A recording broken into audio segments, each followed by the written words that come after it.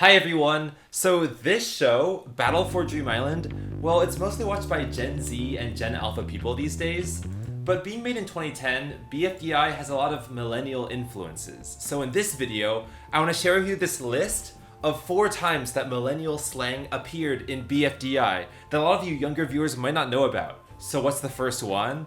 Well, it's woot. And this one was like misrecorded. So if you go to episode 2 and go to about 3 minutes and 38 seconds in, you see this tree. The challenge is like they're racing to get to the end of an obstacle course. Go. Remember this? Pencil, we'll wait for you. And they're still basically at the starting line. Then it cuts to this tree, and what does Snowball say as he runs past the tree? Whoa, in first. So now it sounds like he says whoa in first, and even the subtitle, I don't know who wrote it, says whoa. And if you go to the BFDI wiki page, it'll also say the transcript is, see it says whoa in first here. That's actually not right, because if you go to the storyboard of BFDI episode 2, and this is what I originally wrote back in 2010, so this is like the official guide. Go. What does the actual panel say? Look at that, it says W-O-O-T, not W-H-O-A. And so what is W-O-O-T? Well, if we search it, it's sort of this like leet speak slang that was used in video games to express, I guess, victory or like celebration that something good happened. So Wikipedia says, the term woot is a slang interjection used to express happiness or excitement, usually used in online conversation. It's most popular in forums, Usenet posts, okay, that's even like 90s stuff, multiplayer computer games, first-person shooters, IRC chats, and instant messages. So very old school stuff. And if you do the Google Trends of woot was like nothing in 2004. It kind of grew in 05 and 06, and it was really big from like 09 to 2012, and then it kind of fell off. Well, Snowball said woot in February 2010, kind of in the middle of this era. So I think that's cool because it shows you that the episodes, even though we try to make them timeless, are sort of baked into the time period they were made. Whoa, in first. Well, you can't even hear the T. You just see woo, it kind of trails off. But this confirms it. Whoa, in first. Whoa. There, he says whoa. He actually says whoa. So that's number 1. I'm saying millennial slang because like Gen Z would have been 12 at the oldest at this time, and if you're playing first-person shooters and you're in the IRC, Usenet chats, all that, you're probably in your like late teens or something. Anyway, the next slang is Trog Door. This doesn't really count as slang, but I'm sure a lot of you know about Homestar Runner. It's like this like online internet cartoon made by the Brothers Chaps, and it was huge in the early 2000s, and it runs on Flash, so it's like not, actually you can still play it, I guess. Okay, so there's like a wrestler named Strong Bad, and then he answers a lot of emails from fans, and that's what he's most famous for, and they're called SB mails, like SB email, and I guess there's 200 of them. One of the most famous SB mails features Trog Door, which is, well, I don't want to get into all the lore of it. But in the email number 58, Strongbad like gets all of his friends to try to draw the best email. With the email every week. Yeah, he sounds like he's a chain smoker. His voice is so gravelly. Not from a female. Hey, Strongbad, can you draw a dragon? I want to see your skills of an artist. He tries to draw a dragon To himself. begin, draw an S, and now draw a more different S. More different S. Dragon. Whatever. Next, Okay. we'll draw a more different S. Oh my god, see, I know this. I have it memorized. But anyway, like it becomes Trog Door, and this is Trog Door in the final version. And I just remember that he has other people try, like his brother Strong Mad, Just keep doing your thing, man. I didn't know you were doing one. Strong Oh, Sad, sure. I think I've improved on your methods. and a which he bit, too. burns up. I I think employed like some it's super well drawn, but he shading. burns it. Improve on your methods. See, What? like he burns it. Yeah. That's not an improvement. Okay, anyway, so why is this related to BFDI? It's because in episode 1 of the very first season, all the teams are selected, and the final contestant is Woody. Woody still has not been selected yet. Pin is like, oh, Woody. Yeah, the bleh. And that means the teams are finally all picked. There's 20 of them. Settled in. Now, teams, choose your team Now, name. what is said here? Nothing. It's just Come on, chatter. just But choose.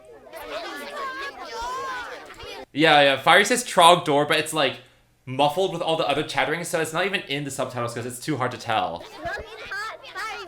Like it's just a bunch of like indecipherable blabber. But anyway, let's check Trog Door's trends. Like it was biggest around I guess 2004 and maybe even 2007. That's when Homestar Runner was super popular. But that also left its mark in 2010 YouTube on BFDI. So that's number 2. What's the third slang? Well, it is, okay. Oh my god, Ziki Boogie Doog. The 4th episode of BFDI is called Ziki Boogie Doog, and Fiery says it right at the end. Like, the challenge is to make the best Dream Island. Golf Ball uses her dream sauce to coagulate into Dream Island, and it's like, it's glowing, it's amazing. So they're saying, wow, Golf Ball. For once, I'm actually glad you're on my team. that's sass. What should we name our island? They're trying to find a name. I thought it'd have to be called Dream Island, because, you know, it's called... Nickel, that's wrong. Nickel, you're I wrong. think it should be called Poopy mayonnaise. Okay. It's got that nice Anyway. ring to it. I've got a better idea. Here it is. How about Ziki Boogie Doog?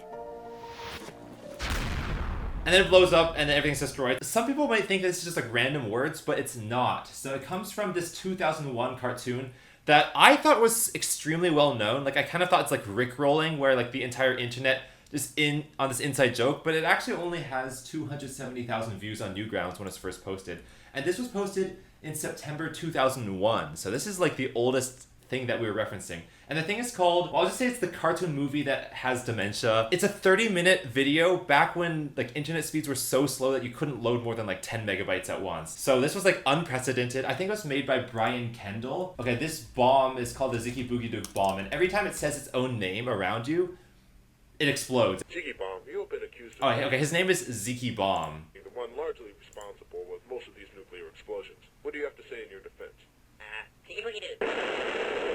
It's such a dumb joke. What do you have to say in your defense? What do you have to say in your defense? What do you have to say in your defense? Okay, so it's not just that like the bomb itself will explode if it says the name. If the audio is ever heard or played anywhere, that will cause the explosion. It's a very like lol random kind of humor thing.